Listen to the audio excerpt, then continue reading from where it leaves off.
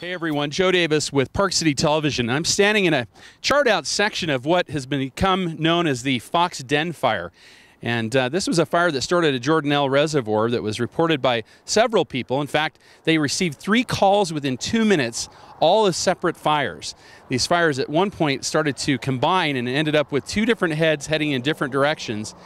Really gave firefighters a challenge as it consumed about 500 acres. I'm here with Mike Erickson from the Department of Natural Resources, and as I understand it, you guys got on this fire really quickly. Yeah, the initial response, since it was right here by the fire station, was only a couple minutes. They were right here on top of it. So really it couldn't happen in a better place as far as efficiency to getting to the work. Now, honestly, as far as the location of this, with the Highway 40 on the west side and Jordanelle on the east side, it worked out pretty well.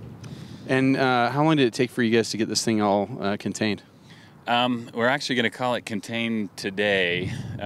It was looking really good last night. We wanted to wait to see what happened after those winds yesterday, and it held up really well, so we're going to call it contained today. What were the challenges you guys did face here? Some of the big challenges, obviously, the local residents, and making sure everyone was evacuated and safe. Other than that, some of the resources was a little bit challenging, but Wasatch County had great support. We had Park City and North Summit up here, the local firefighters, and they did a great job on this. Do you guys pull water right out of the Jordanelle for this, or does it come from somewhere else? The helicopters were using water right out of Jordanelle. That's where they were dipping from, but as far as the engines and stuff, they were just using hydrants and things here.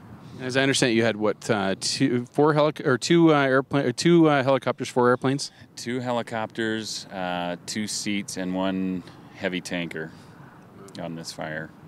And I'm assuming that when you have that kind of artillery to put something down, that's pretty necessary, wouldn't you say, when you're this close to homes? Yeah, when you've got the homes involved, and then the fuel type here, the oak brush burns, pretty fast and hot, and the flame lengths they were getting over here were just, you had to use aircraft on those. So, how close did we get to the fire station here? Probably about 80 yards. It's pretty impressive that you guys were able to fight it off, but especially you had some terrain here. This is down in a gully. Terrain was a little bit difficult, but they did have pretty good access in here. There's a lot of dirt roads, and they were able to get the engines in there to the hot spots and work on those. In what area and about how many people did you guys evacuate? Fox Bay, Stillwater, and honestly, I couldn't tell you on the exact number of folks who were evacuated.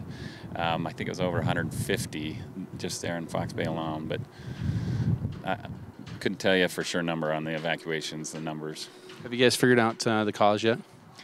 Don't know the exact cause of it. The speculation is that it's something along Highway 40. There were 3 separate starts. They were able to catch one of them.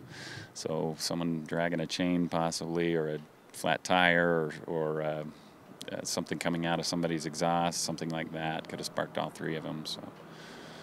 So as you can see behind me, this fire could have been a lot different. If it had jumped this gully or if it had gone into some of the property down below us, it could have turned out a lot differently. Some good fortune of having the water available and having some firemen right on this and getting it taken care of quickly. Some interagency work, really a good result of what could have been much different. For Park City Television, I'm Joe Davis.